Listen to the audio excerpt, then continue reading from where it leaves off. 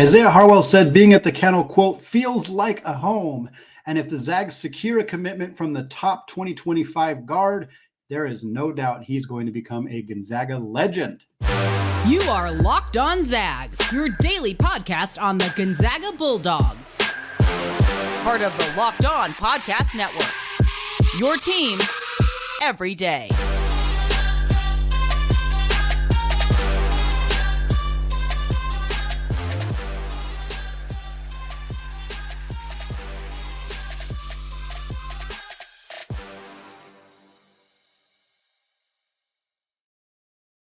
What is going on, y'all? Happy Wednesday. Welcome into the Locked On Zags podcast, part of the Locked On Podcast Network, your team every day. I'm your host and longtime Gonzaga podcaster, Andy Patton, here to bring you news and updates on all things Zag athletics.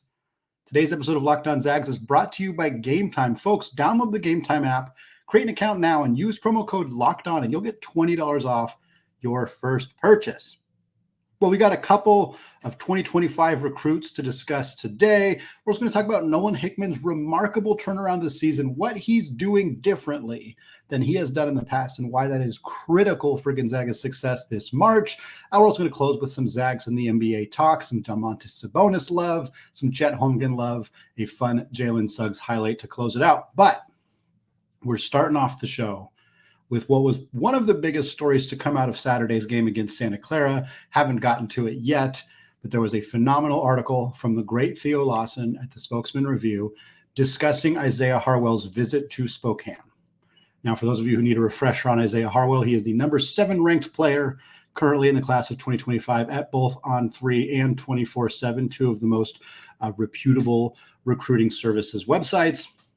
He's a 6'5" combo guard from Pocatello, Idaho. He has been a Gonzaga top target in the class of 2025 for quite a while now. He is currently injured. The extent of that injury is not super clear. He gave a quote to Theo effectively saying he's not going to be playing for a while. So it sounds like the injury is fairly significant, but there's not a lot of details there. But he has been pursued heavily by a handful of other programs. North Carolina is in the mix. Alabama is in the mix. BYU and Houston are in the mix as well. He has called Carolina his dream school in the past, but he's only taken one official visit. And that official visit happened on Saturday at the Kennel when the Zags downed the Broncos of Santa Clara. It was supposed to happen on February 3rd when Gonzaga hosted St. Mary's, but because of his injury and the timing of that, he ended up not being able to come on that visit. Made it a priority to reschedule a trip to Gonzaga 3 weeks later, the next big home game for the Zags. And again, he hasn't taken a visit anywhere else. That doesn't mean that Gonzaga's got this thing locked in by any stretch, but it certainly means that not only is the Gonzaga staff prioritizing getting Harwell on campus, showing him the works, throwing everything, throwing the whole kitchen sink at him to get him to convince to come to Gonzaga, but he's pretty darn invested in hearing the pitch. He made it a priority to make this trip his second scheduled visit, and his first scheduled visit was also here. That is the priority for him, is coming to Spokane and checking out campus. And he did it, and he loved it. All the reports were glowing. Of course, he's not going to come out and say negative things to the press, so you got to take it a tiny bit with a grain of salt, but certainly felt like a good sign how he came out of this visit. A couple quotes. Again, this is all from Theo's fantastic article at the Spokesman Review. Harwell says, quote, "It's been fun just being around the team, being around the coaches. They're all cool. It feels like a home here. Great environment, and it's cool." Harwell showed up with his family, his parents, including his dad, Ron Harwell, who starred at Idaho State in the 90s as a college basketball player there. His 3 brothers were there. His head coach from the Wasatch Academy, which is the high school he attends in Mount Pleasant, Utah. Same high school as Nolan Hickman, by the way. All of those people were in attendance. Hickman had a phenomenal game. He dropped 20 points in that one. Harwell posted after the game that Nolan was on one. He dapped him up before the game. They clearly have a relationship. Isiah talked a little bit about it. Said while he's been at Wasatch Academy, that Hickman was kind of just somebody he heard about, kind of heard the legends about him. So they didn't meet each other at that time in high school, but they've met each other since then and have a relationship now. Harwell just seemed to really fit in this kind of environment. He was humming along with the student section before the game. He was energetic. He was enthusiastic watching the game. His whole family was in attendance, like we said.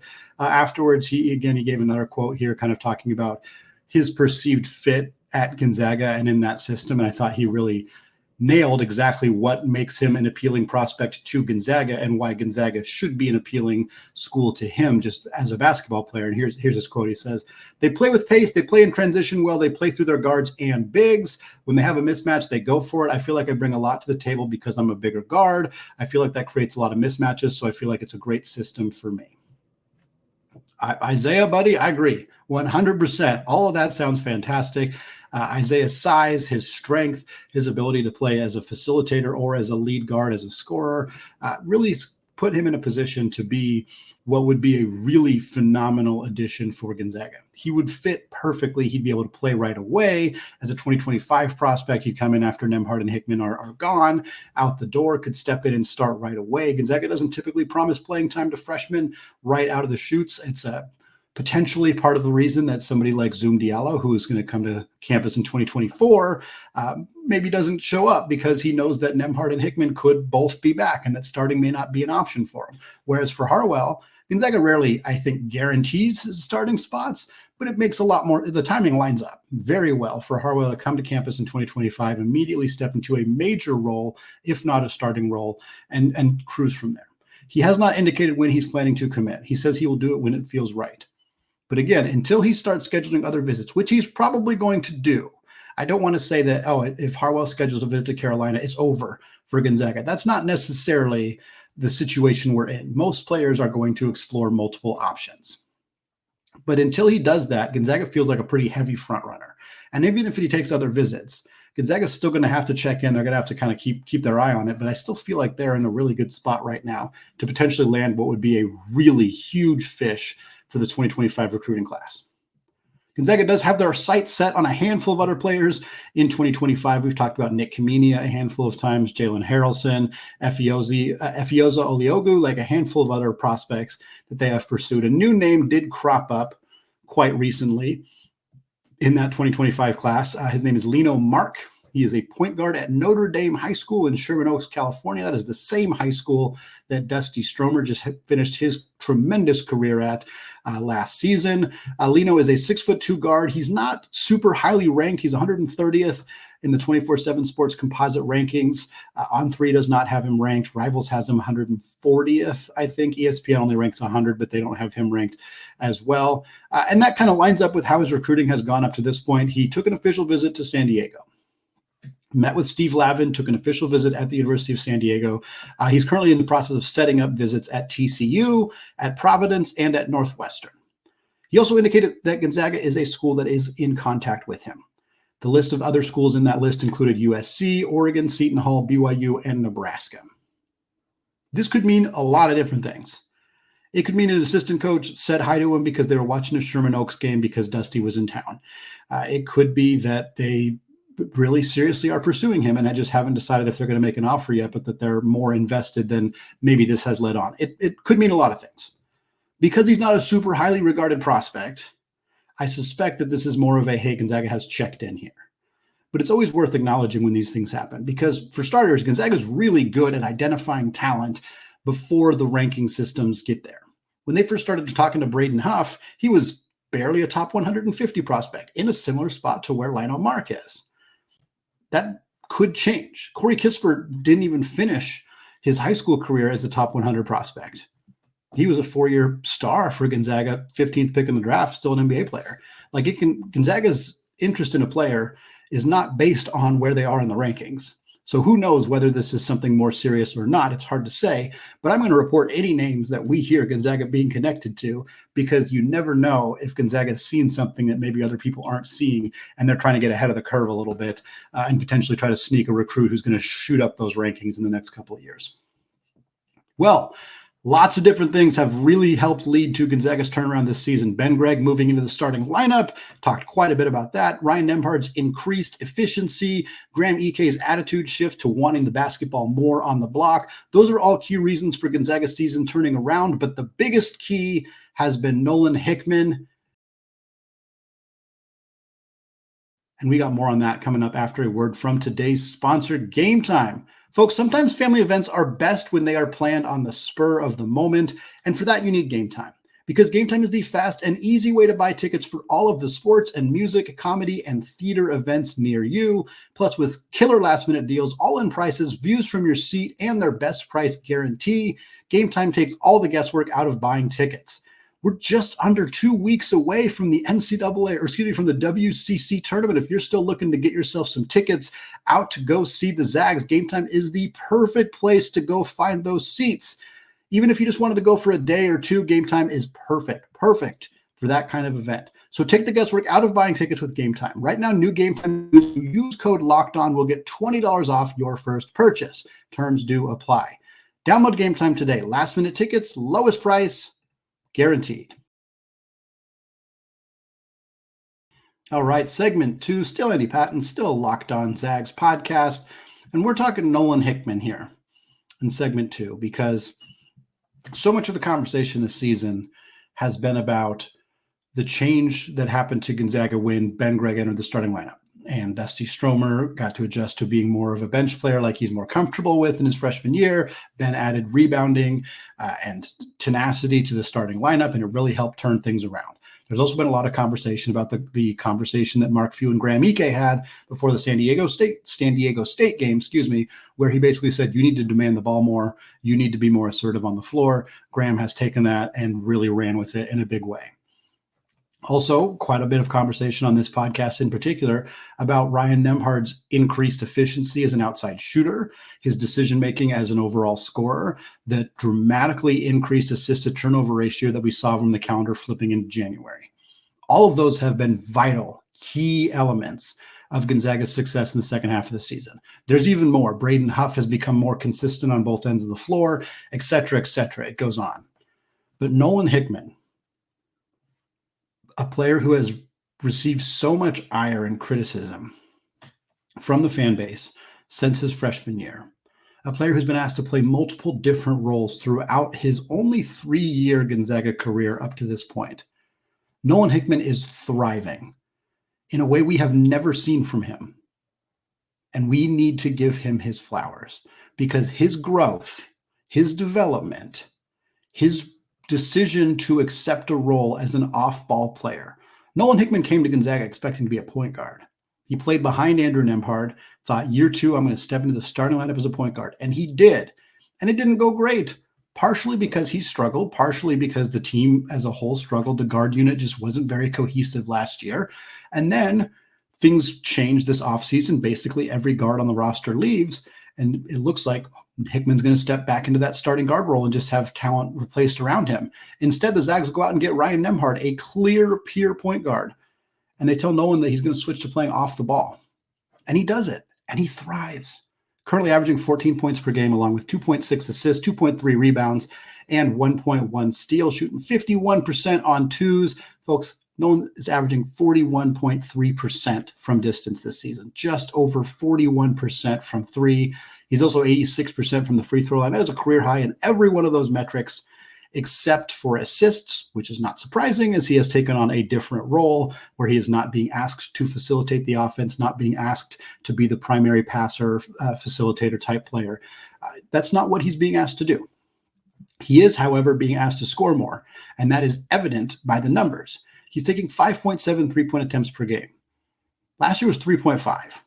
He's taken 1.8 free throw attempts per game. Still not a huge number, but double what it was last year when it was 0.9. He's taken 5.3 two-point attempts per game. That's up from 3.4 last year.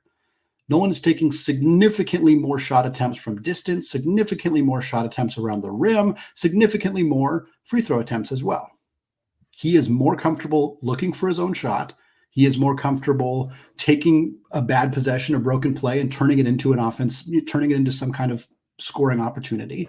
He is more comfortable, with heat checks. If he feels confident, he feels good, he's going to pull up from three. Sometimes he doesn't make them, but he's taken those shots. The confidence growth in Nolan Hickman has been honestly staggering in some ways, how much he has just grown as just improved in his mentality going into the games. He doesn't look timid. He doesn't look uncomfortable with his role. He's ready to attack. He's ready to go. He knows what's being asked of him. He knows what to do. He makes good decisions with the basketball. He knows what to do when a play breaks down.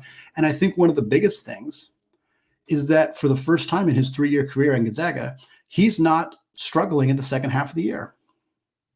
This has been a narrative around Nolan Hickman his first 2 years on campus. And it was the most pronounced when he was a freshman.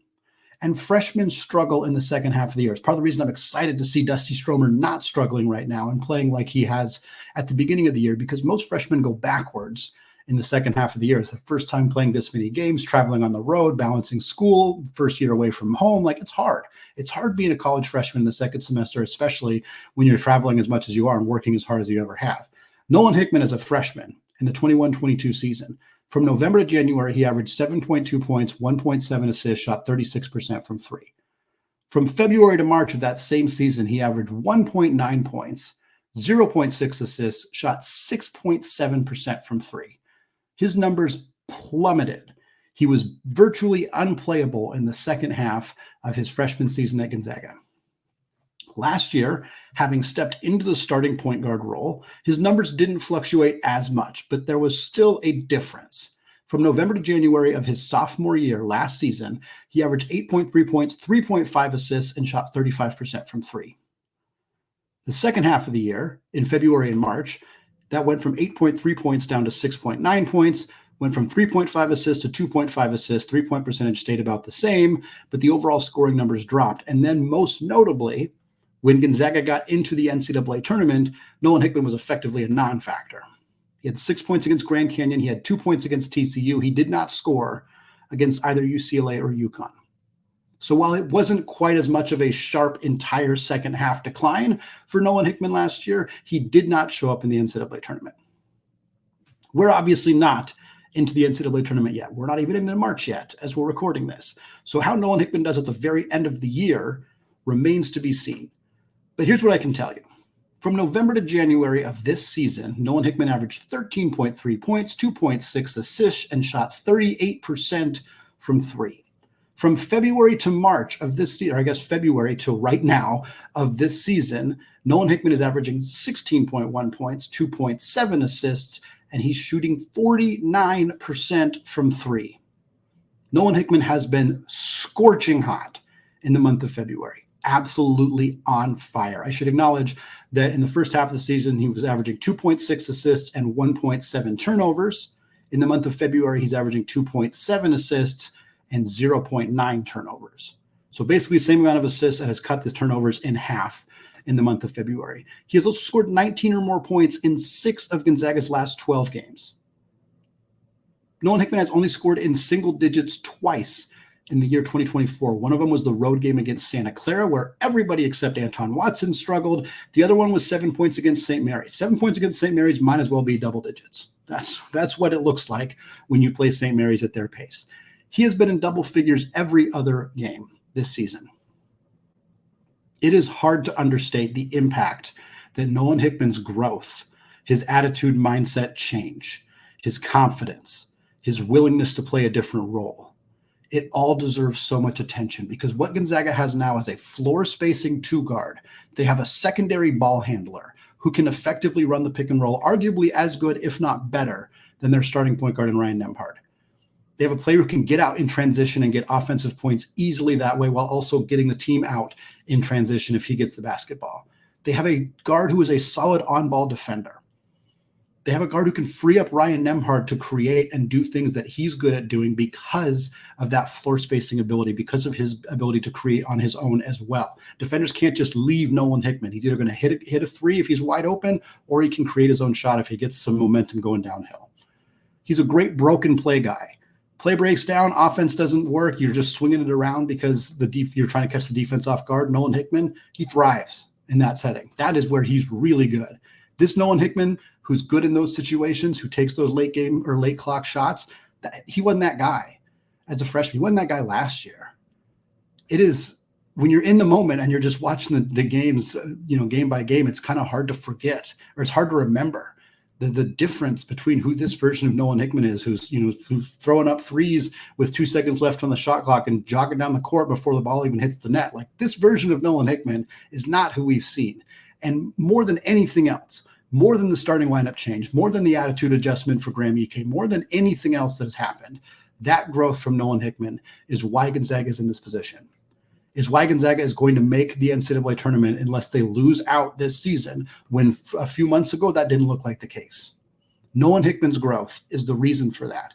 And for a player who has been as oft criticized as he has, it has slowed down this year, admittedly, but for a player who has dealt with as much as he has, for him to be spending every game showing love to the Kennel Club before the game, dancing with them, and then going out and cooking whoever Gonzaga is playing with the level of swagger and confidence that he has, that is a testament to who he is as a person, who he is as a Gonzaga basketball player, and why he is so unbelievably important to this team, not only up to this point, but for the rest of the season as well.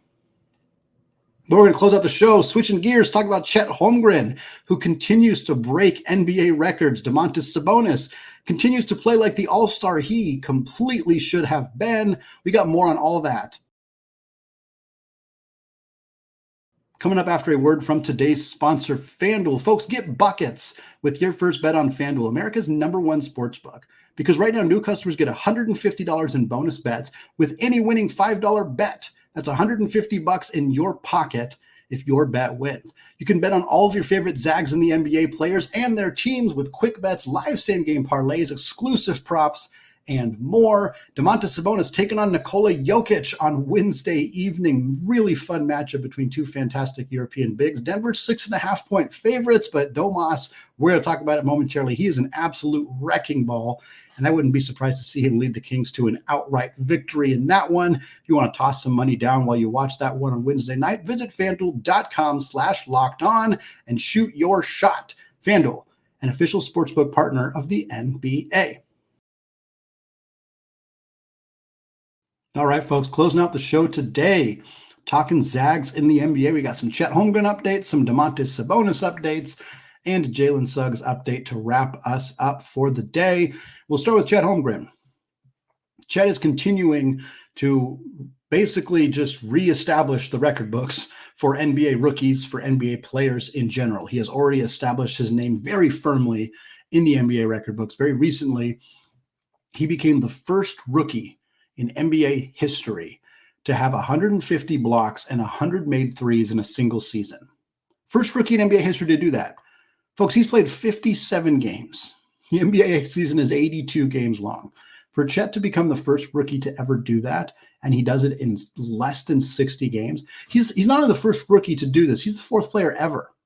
Fourth player in the history of the NBA to record 150 blocks and 100 made threes in a single season. The other four players, very interesting group. Jaren Jackson Jr., star center for the Memphis Grizzlies, potential Olympian, very, very talented player, defensive player of the year caliber. Brook Lopez, who has certainly developed into a three-point shooting, shot-blocking big man, although he was not that to start his career. The other one's Rafe LaFrentz, pretty obscure reference player, played in the late 90s, early 2000s. But those are the only three players, besides Chet Holmgren, to have 100 made threes and 150 blocks in a single season. Again, Chet did it in under 60 games. He also became the first NBA player, period, not rookie, first NBA player, period, with 150 blocks, 100 made threes, like we said, as well as 100 assists. None of those other guys have ever done that with 100 assists in a season. Chet already has that. Again, to reiterate, 150 block shots, 100 assists, 100 made threes, 150 assists, 100 made threes in a single season. Nobody's ever done it before. Chet did it in 57 games. That is ridiculous. That is obscene. That is jaw-dropping statistics from Chet Holmgren. What he has accomplished this year is unbelievable. Through those 57 games, as we record right now, Chet is averaging just about 30 minutes per night, 17 points, 7.7 boards, 2.7 assists, and 2.5 blocks. He is fourth in the NBA in block shots per game. His effective field goal percentage of 61.7 is 16th in the NBA. He's also shooting 40.3% from three, 77% from the line, 62.5% on two-pointers. Tremendous rookie season from Chet Holmgren. The future is as bright as it could possibly be for the young star for the Oklahoma City Thunder. I want to talk Domantas Sabonis as well. Currently, Sabonis first in the NBA in rebounds per game at 13.2. He is fifth in the NBA at 8.5 assists per game, and he's averaging 20 points. 20 points, 13.2 boards, 8.5 assists. First in rebounds, fifth in assists. His field goal percentage of 63.9 is 10th. Just ridiculous stuff from Domantas Sabonis as well. Still stunned he was not named to the All-Star game. I know it's tough to make the All-Star game. I know there's a lot of good players. I know Anthony Davis is a much better defensive player than Sabonis, but the numbers here are just insane from Domas. He is also first in the NBA in triple-doubles. He has 21 triple-doubles this season, more than Nikola Jokic, more than Luka Doncic, more than anybody else in the NBA. He also has 53 career triple-doubles. Folks, that is 11th all time. Here are the 10 players with more career NBA triple-doubles than Domantas Sabonis. Number 1 is Russell Westbrook. Number 2 is Oscar Robertson. Number 3 is Magic Johnson. Number 4 is Nikola Jokic. Then you have LeBron at 5, Jason Kidd at 6, Wilt Chamberlain at 7, James Harden at 8, Luka Doncic at 9, and Larry Bird at 10. Those are the 10 players ahead of Domantas Sabonis in terms of career triple-doubles. Domantas Sabonis is got a lot of career left to play. Obviously, so do Luka and Nikola Jokic, but that is a tremendous, tremendous feat for for Domantas Sabonis to be in that conversation. And he's not done. He's going to keep moving up this list. In fact, he has posted a triple-double in 8 of his last 10 games. As we're recording this on Tuesday afternoon, 8 of his last 10, 9 of his last 12 have been a triple-double. Over the last 19 games, again, as we record on Tuesday night, Domantas Sabonis is averaging 19.9 points, 14.4 rebounds, and 10.1 assists over his last 19 games, averaging a triple-double. Incredible stuff from Sabonis. Love watching him play. Love watching Sacramento games when I can. He has been a fantastic, unbelievable NBA player. So proud to call him and Chet Zags. And, of course, Jalen Suggs as well. I really want to just highlight a fun play from Jalen Suggs at the end of the the end of the first half in a recent game for Orlando. There was 1.8 seconds left. Took the ball out under the basket. Literally football chucked it across the court, hit Paolo Banchero in stride right under the basket. He caught it. He laid it up. He got fouled. 3-point play for Orlando. And I really wanted to highlight it because I wanted to remind you all that Jalen Suggs played football in high school. If you watched a single Gonzaga basketball game during the 2020-21 season, you were made very aware of the fact that Jalen Suggs played football in high school. They talked about it every single game. But you know what? It's still fun to see him do it. Still fun to see him showcase that he can throw a basketball 92 feet and hit a guy in the breadbasket just for funsies. They didn't need it. They were already up 10 in that game, but 2 seconds left. Usually you just kind of inbound it to somebody and they huck up a half-court shot. But no, Jalen Suggs saw his man open on a post route and hit him in stride for a touchdown there at the end of the game. So fun to see Jalen Suggs doing that stuff. He's also posting fantastic numbers this year. Far and away the most efficient season he has had as an NBA player in his third year. He's played 53 games. That ties a career high. That's a big part of it for Jalen, is that he has been able to stay healthy. He has started all 53 games for Orlando this year as well, averaging 12.5 points, 3.2 boards, 2.5 assists, and 1.4 steals. Kind of similar to Nolan Hickman. He's more off the ball for Orlando this year, so his assist numbers aren't as high as they've been in the past, but his efficiency has upticked. His overall scoring output has upticked as well. He's having and he's a phenomenal defensive player. He's one of the best defensive guards in the NBA. All he needed to be was adequate offensively to be like a long-time NBA starter. This season, 12 points, 2.5 assists is not elite, but with the efficiency that he is looking like a really, really good 10, 12, 15-year NBA caliber player. Might even sprinkle some all-star games in there as well. Really good stuff that we've seen from Jalen so far.